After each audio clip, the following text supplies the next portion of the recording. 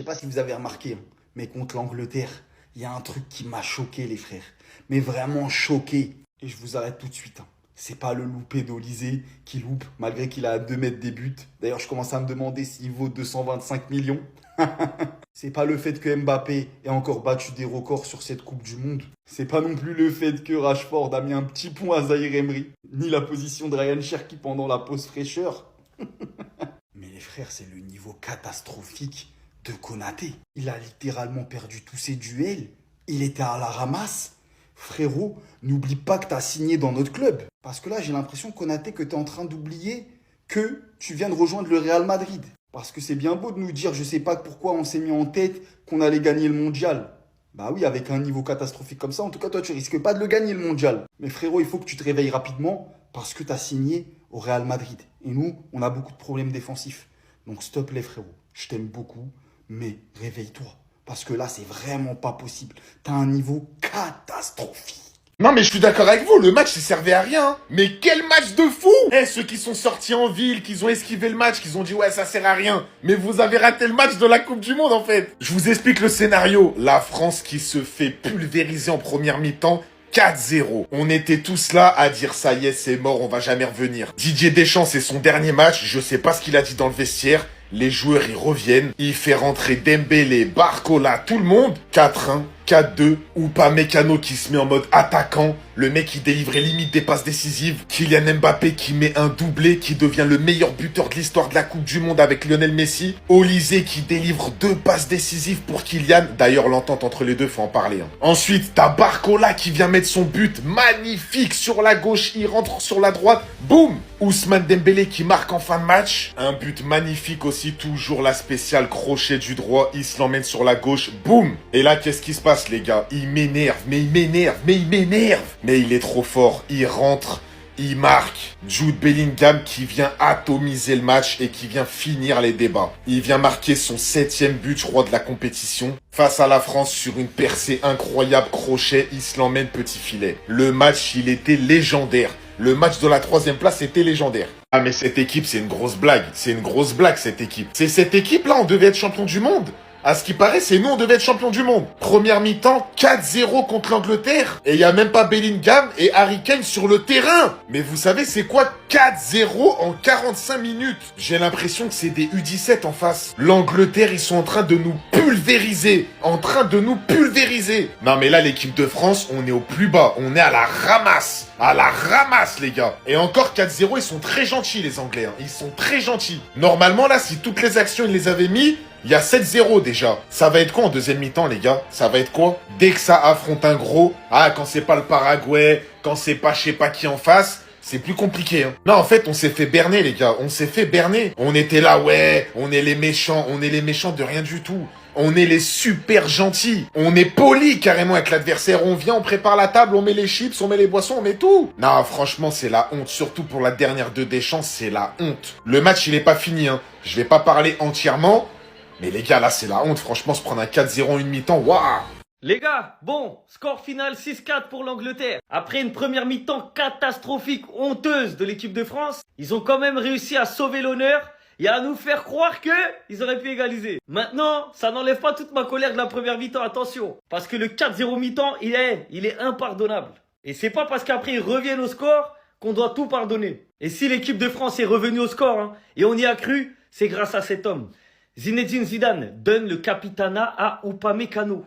Ce mec-là mérite le capitanat. Monsieur Macron, donnez-lui la Légion d'honneur. C'est le seul qui est venu avec son honneur et il a relancé toute l'équipe. C'est lui et son honneur seulement qui ont fait ça. Sans lui, l'équipe de France n'allait jamais remonter comme ça. Donc franchement, Upamecano, et c'est pareil face à l'Espagne, c'était le seul joueur sur le terrain qui était concentré et bon.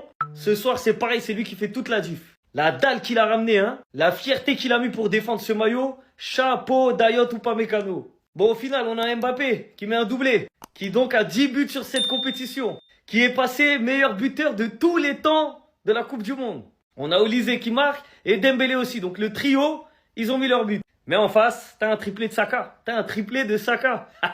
Et surtout, l'entrée en jeu de Bellingham. Hyper importante. Quel joueur, quel joueur. Il y a énormément de choses à dire sur ce match. Parce qu'en fait, c'était un match de guignol. La petite finale, là, c'est pire qu'un match amical. Il y a les matchs officiels, il y a les matchs amicaux. Et il y a les matchs de guignol. Ça, c'était un match de guignol. Je suis désolé, hein. 6-4 en Coupe du Monde, c'est que c'est un match de guignol. En vrai de vrai. Pourquoi je dis c'est un match de guignol? Première mi-temps, bah, l'équipe de France ne joue pas.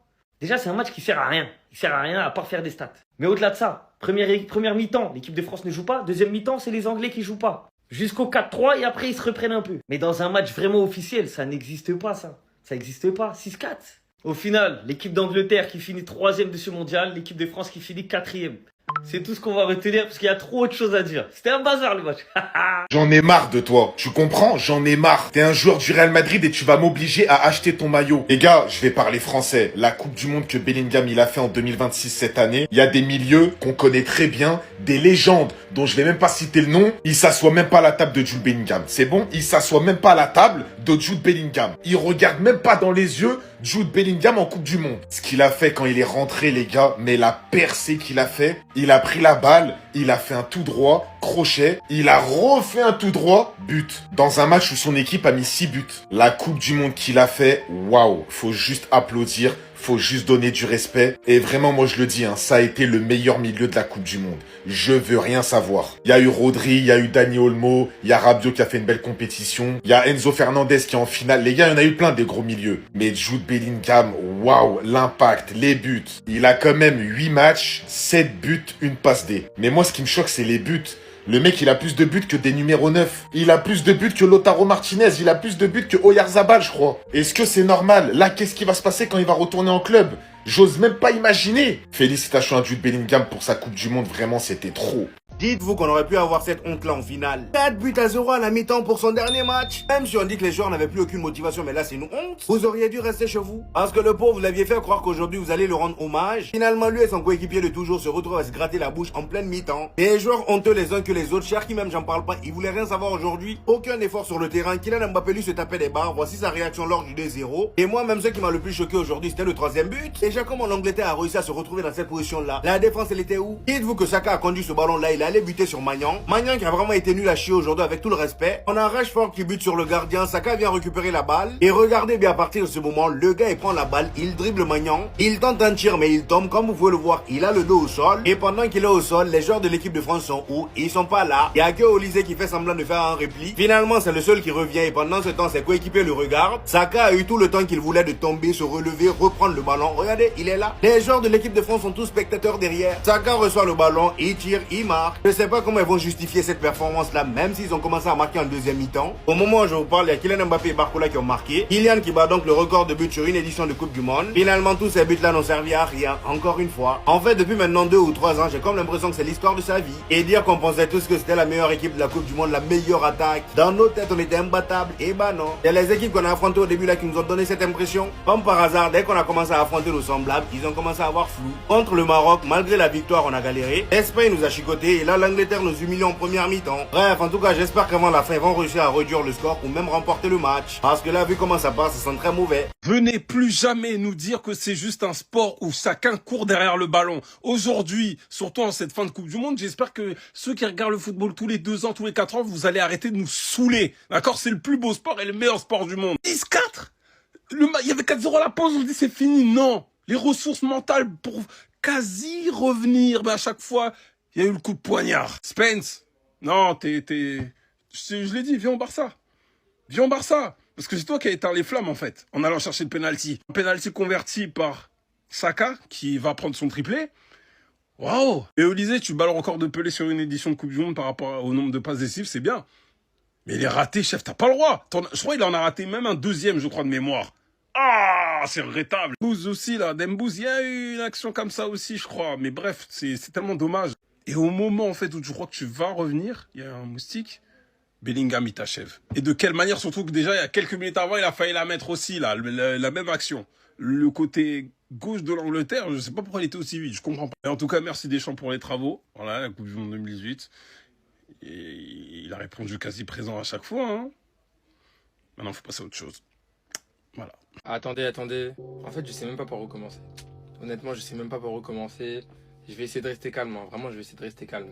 Match de la 3e place, France, Angleterre. Voici le 11 de l'Angleterre et voici le 11 de l'équipe de France. 46e minute, 4-0. Mais en fait, j'ai allumé la télé. Pourquoi finalement? J'ai allumé ma télé. Pourquoi? Il n'y a pas d'envie, il n'y a pas de motivation. On se prend full contre-attaque. Là, vous voyez 4-0, mais en soi, il aurait pu y avoir 5-6. Ça aurait même pas été choquant. En fait, c'est trop. Même si on a dit qu'on a éliminé, même si on dit que c'est le match de la 3e place, c'est la dernière de Deschamps. Au moins, c'est la dernière. Rendez-lui hommage. Faites un truc un minimum cohérent, je sais pas.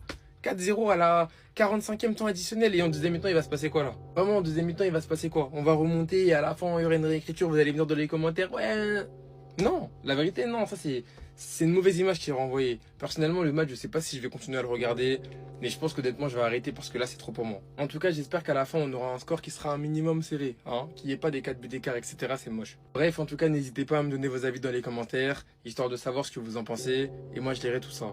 Que personne me raconte sa vie. Hein. Ouais, en deuxième mi-temps, l'équipe de France a mieux joué. J'en ai rien à foutre. Je ne parlais même pas des records de Kylian Mbappé, de Michael Olise, meilleur buteur, meilleur pas. J'en ai rien à foutre. Vous avez manqué de respect aujourd'hui au coach, avec aucune envie sur le terrain. Vous avez voulu gâcher son départ. Moi, je vois la chose comme ça, clairement. Quand en face, tu vois que t'as pas leur trio offensif, t'as pas Jude Bellingham, t'as pas Harry Kane, t'as pas Gordon. Je trouve que c'est un énorme manque de respect. Les joueurs qui ont été alignés ce soir, les remplaçants, Konaté, Malo Gusto, Hernandez, Doué, tous ces joueurs-là qui ont été, même Cherki, hein, Cherki aussi, hein, tous ces joueurs qui ont été alignés ont manqué de respect au coach. Ils avaient aucune envie de jeu, par frustration, je sais pas, mais c'est vraiment très très grave. 4 changements en une mi-temps, 4 changements. On a pris un triplé de Bukayo Saka, je sais pas si vous vous rendez compte de la dinguerie. Bellingham, il est rentré, en peu de temps qu'il est rentré, il a réussi à marquer dans un match comme ça. Je veux dire que quoi? Quand t'as pas Upamecano, ta défense, elle peut pas tenir. Quelle honte. Quelle honte. Pourquoi vous m'avez fait cette première mi-temps de merde? Pourquoi vous nous avez manqué de respect en première mi-temps? La tête d'homme, les Anglais, on les tabasse. On les tabasse. Au final, on perd 6-4 parce qu'il y avait 4-0 à la mi-temps. 4-0. Mais merci quand même de nous avoir fait vibrer, de nous avoir fait rêver, de nous avoir respectés en deuxième mi-temps. 6-4, 10 buts. C'est quoi ce match de fou? Vous avez failli réaliser un des plus gros manques de respect de l'histoire avec Didier Deschamps. Ça a été notre coach pendant plus de 10 ans. Et il y a 4-0 à la mi-temps. Heureusement, vous êtes revenus dans le match. Parce que là, je suis Deschamps à la mi-temps, mais je pense qu'il leur a mis la brasse de leur vie et c'est mérité. Il y a un joueur dont j'ai envie de parler avant les joueurs français, c'est ce malade mental, Jed Spence. C'est quoi ça? C'est quoi cette Coupe du Monde? C'est quoi cette régularité sur les matchs à un tel niveau? Encore une fois, aujourd'hui, ce qu'il a fait à la France, c'est du n'importe quoi. C'est trop fort. C'est trop fort. Pour vous dire à quel point c'est inhabituel ce qui s'est passé aujourd'hui, c'est la première fois depuis 1958 que la France prend 5 buts sur un match. Donc 6 buts, j'ose même pas imaginer. Ça fait combien de temps qu'on n'a pas pris 6 buts? On n'était pas loin, je pense, de la pire performance de l'histoire de l'équipe de France dans une Coupe du Monde. C'est inadmissible ce qui s'est passé. Heureusement, la deuxième mi-temps, vous nous avez proposé des vraies choses. Olise, merci pour tes 2 passes D, mais tu dois au moins finir avec un but aujourd'hui, au grand minimum.